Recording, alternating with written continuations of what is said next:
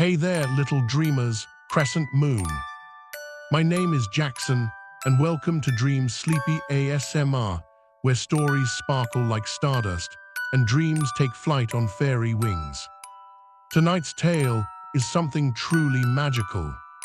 A story of two fairy sisters, one made of light and one of dreams. But when love turns into pride and dreams turn into shadows, their bond will be tested like never before. So snuggle up, close your eyes, and let the story begins. The birth of the sisters. Long ago, beyond the silver clouds and golden valleys, lay a world named Auralis, the kingdom of whispers and wings. On a night when the stars sang in harmony, two baby fairies were born from a glowing lotus floating on the silver lake. The first fairy opened her eyes, glowing gold like morning sunlight. The second opened hers, deep violet, like midnight dreams. The elder fairies smiled and named them Lyria, the fairy of light; Seraphine, the fairy of dreams. As they grew, the two sisters became inseparable. Lyria's laughter filled the sky with warmth. She brought dawn wherever she danced. Seraphine's calm whispers painted the night with glowing stars and soft lullabies. Together, they made Auralis bloom day and night, laughter and rest, light and dream. But even the brightest magic can flicker. But one evening, as the sun kissed the horizon and the moon began to rise, something strange happened.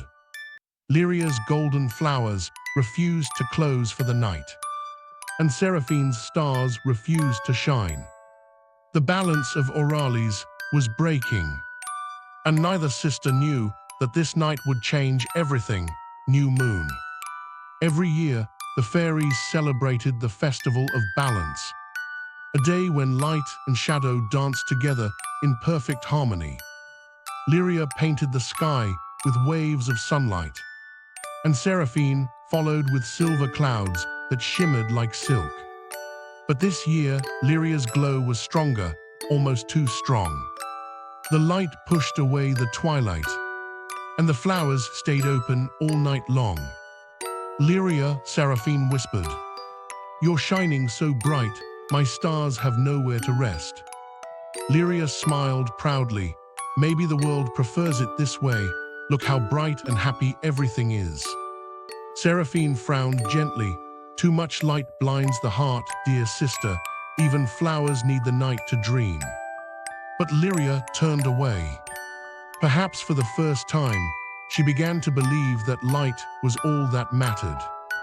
And that belief would soon awaken something dangerous. Hidden deep in the forest of whispers lay an ancient pond called the Mirror of Midnight. A pool so clear that it reflected not what was, but what the heart most desired. Seraphine often came here to think. That night, she looked into its surface and sighed. "I wish my sister could see the beauty in my night." The water shimmered, forming a reflection of herself, but darker. Her reflection smiled, eyes glowing like violet fire. "I am your wish," it said softly. "But to make her see, you must let her lose her light." Seraphine stepped back. "Lose her light? No, I don't." But before she could finish, the reflection reached out, and the water rippled violently, swallowing her image. When the ripples calmed, Seraphine stood there trembling. Her once silver wings had turned black, dusted with violet flame. The night deepened, the stars flickered, and far away, Lyria's golden garden dimmed for the first time. When morning arrived, the sun didn't rise. The sky was painted gray, and the air felt heavy. Lyria woke in confusion, her light dimmer than ever. "What is this darkness?" she whispered. Then she saw her sister, floating above the lake, glowing in eerie moonlight. "Seraphine." Seraphine's voice was soft but distant. "I just wanted you to see the beauty in my night, but now the light won't return." The shadows around her twisted, whispering in voices that weren't hers. Lyria tried to fly closer, but every step she took made the mist thicken, as if the world itself was rejecting her warmth. The land of Orales was falling asleep, not in peace, but in endless night. The lonely light. Days or nights passed, though no one could tell which was which anymore. The rivers froze under still moonlight, the trees forgot their songs. Even the fireflies dimmed. Lyria sat at the edge of the silver lake, her light flickering softly. She held one of her golden petals, now grey and cold. "I miss you, Sarah," she whispered. "Please come back." But her voice echoed, unanswered. And in the distance, hidden behind a curtain of dark mist, Seraphine wept too, trapped in her own dream. The shadow she had unleashed whispered, "See, even your sister's light fades without you. The world needs your night." Seraphine shivered. "No, this isn't what I wanted." Her heart ached, glowing faintly through the darkness. And somewhere, beyond that endless night, a single ray of light began to rise again, small but strong. And so the two sisters, one lost in shadow, the other fading in light, stood on opposite ends of the world they once protected together. But deep in their hearts, love still whispered. And sometimes, love is strong enough to wake even the darkest dreams. Will Lyria's light find Seraphine again? Or will the night swallow Orales forever? The world had changed. Without sunlight or starlight, Orales was wrapped in an endless twilight, soft, silver, and silent. The flowers drooped like sleepy children, and even the rivers whispered slower songs. Only one light still glowed, a tiny golden flicker moving through the mist. It was Lyria. Her wings had lost their shine, her once sparkling gown now dim. But her eyes still held hope, the kind that never fades. For moons, she had searched for her sister, Seraphine, who had vanished into the darkness after their battle. Each night, Lyria whispered her name into the wind. And one night, the wind whispered back, "Lyria." The voice came again, echoing from deep within the Valley of Forgotten Stars, a place where fallen wishes rested. Lyria followed the sound through tall crystal trees until she reached a frozen lake. Beneath its glassy surface, she saw her sister lying still, wrapped in ribbons of shadow. Lyria touched the ice, but her reflection shifted, no longer her face, but Seraphine's, pale and sad. "Why did you leave me?" Lyria whispered. The reflection's lips moved, though the real Seraphine slept below. "Because I couldn't live in your light anymore," the reflection said. "It blinded me." Tears filled Lyria's eyes. "I never meant to hurt you."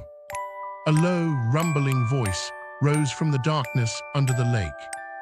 "You speak of love, but you never saw her pain." A shape began to rise, tall, smoky, shifting. The shadow spirit, born from Seraphine's sorrow. It hissed softly, "She belongs to me now, I feed on her loneliness." Lyria stood firm, though her light flickered. "You can't take what isn't yours." The spirit smiled, a thousand faces moving within its mist. "Then prove your love. Enter her dream, if you can survive it." Before she could reply, the ice cracked open beneath her feet, and the world turned upside down. When Lyria opened her eyes, she was floating in a vast sea of darkness. Around her drifted memories, glowing like fragile bubbles. She reached out and touched one. Inside, she saw Seraphine as a little fairy, painting stars in the night sky, humming softly. Another bubble showed the day Seraphine's wings turned silver, the day she first created her own moonlight. But in each memory, Lyria saw herself too, always brighter, louder, praised more by the elder fairies. Then the dream turned cold. A final bubble drifted before her. Inside it, Seraphine crying alone in a field of shadow lilies. I wanted to shine too, her voice whispered. Lyria's heart broke. She whispered, "Oh, sister, I was so busy shining, I forgot to let you glow." Her tears fell, and wherever they touched the dream sea, tiny lights bloomed like stars. From the depths of the dream, Seraphine appeared, her silver wings dim, her face calm but distant. "Why are you here, Lyria?" she asked quietly. "To bring you home," Lyria said. Seraphine shook her head. "There is no home for me, only shadow. The world doesn't need the night anymore." Lyria took her sister's hands, their touch sparking faint light. "It does," she said softly. "Without night, dreams cannot live. Without your shadow, my light is empty." The dream trembled around them, the dark waters rippling with color.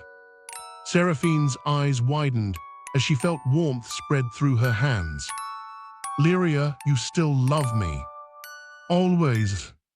A bright, gold-and-silver glow surrounded them, pushing back the darkness. The shadow spirit screamed from the distance. "Love cannot save her, she is mine." But Lyria held her sister tighter. "No spirit can own love." Their light burst like dawn breaking through endless night.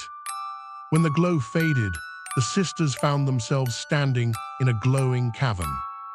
At its center floated a massive crystal, pulsing with both sunlight and moonlight. "The heart of balance," Seraphine whispered. "It was lost centuries ago." Lyria stepped forward.